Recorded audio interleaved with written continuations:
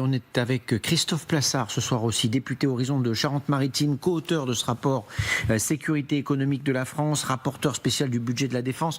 Merci mille fois d'être avec nous, de prendre le temps de répondre à nos questions en direct. D'abord, pourquoi ce besoin de faire un rapport pour signaler ces dangers qui pèsent sur nos entreprises stratégiques ?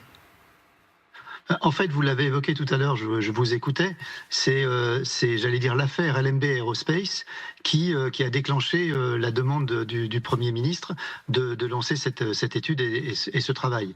Et donc, en fait, c'était une réponse parce que dans ces sujets d'investissement, il y a des sujets techniques, vous les avez abordés, on a des préconisations dans le rapport, mais il y a aussi des sujets de communication. Et c'est vrai que je pense que si on doit faire un retour d'expérience sur LMB Aerospace, on a eu un vrai sujet de communication parce que ce sont des processus qui sont assez longs et quand les médias parfois s'en emparent, on est vraiment à la limite on arrive trop tard, je dirais, dans ce processus qui est un processus d'explication et qu'il était nécessaire d'aller creuser et de voir si cet épiphénomène qui est celui d'LMB Aerospace, et c'est très bien été dit tout à l'heure, qui n'était pas un sujet. Pourquoi ? Parce que à la fois dans la détention du capital, mais également dans la détention intellectuelle, la propriété intellectuelle des brevets n'était pas remis en cause. On avait certes des pièces qui étaient des pièces techniques et stratégiques, mais il n'y avait pas de remise en cause de la souveraineté dans la vente de l'entreprise.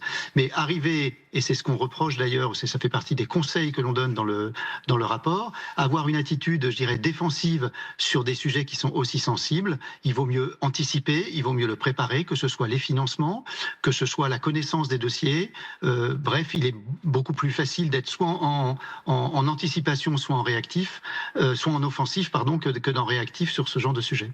Sauf que votre rapport va plus loin. On n'est pas simplement dans un petit problème de communication concernant cette vente et les autres entreprises qui pourraient être concernées par ce que vous proposez. Alors, il y a quelques propositions qui sont assez claires de votre côté. Ce qui pose question, visiblement, c'est le financement. Vous connaissez mieux que personne les questions de budget. L'argent pour financer les mesures que vous proposez, vous le trouvez où ? En fait, ce qui ressort notamment du budget sur la partie financière, c'est le besoin de financement. C'est-à-dire que lorsque une entreprise se retrouve dans une configuration où des fonds étrangers vont prendre le contrôle, on peut s'interroger sur le fait de laisser faire. C'est le cas de 50%, plus de la moitié des dossiers qui sont étudiés par le contrôle des investissements étrangers en France finalement donnent un go sans contrainte. Mais dans un certain nombre de cas, on pourrait s'interroger, et on s'est interrogé sur la nécessité d'avoir des fonds alternatifs pour faire en sorte que les entreprises qui parfois, par nécessité, vont chercher des fonds à l'étranger, puissent les trouver avec des modèles économiques et des modèles de financement français.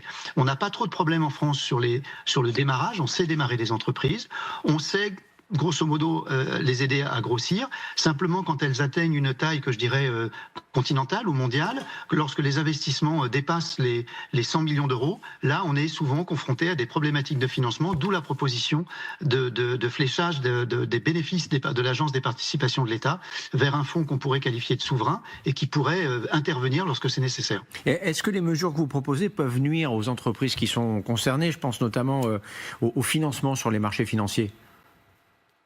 En fait, l'objectif du rapport était aussi de vérifier une chose, c'est que, en bon français, je dirais, entre Choose France et Protect France, de trouver le bon équilibre, c'est-à-dire que l'on soit suffisamment armé et juridiquement et financièrement pour faire face à des agressions sur nos entreprises pour lesquelles on souhaite conserver une souveraineté ou pour lesquelles la souveraineté est mise en danger.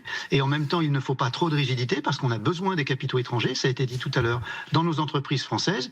Et il ne faut pas que cette rigidité soit lu par les marchés étrangers comme étant une fermeture de notre pays aux investissements étrangers. Vous êtes 3 auteurs de ce rapport. Est-ce qu'il y a un consensus politique sur ce que vous proposez, sur les risques aussi qui touchent ces entreprises stratégiques ? Là, clairement, sur les 3 auteurs, mes co-auteurs sont Charles Rodwell et Jean-Louis Thierriot, de 3 partis différents, Renaissance, LR et Horizon pour ma part, et on est vraiment parfaitement alignés sur le travail que l'on a fait. Il n'y a pas eu de on reste quand même globalement sur le bloc central, hein, voilà. On n'est pas sur une, comment dirais-je, un éventail très élargi de la représentation politique française, vous en conviendrez. C'est évident que l'une des propositions que l'on fait, c'est-à-dire de dire que dans cette recherche de financement, on évoquait tout à l'heure les bénéfices de l'agence de participation de l'État. Il y a un autre levier de fonds souverains possible, c'est celui de la capitalisation. Et là, on touche à un sujet sensible qui est celui du financement des retraites.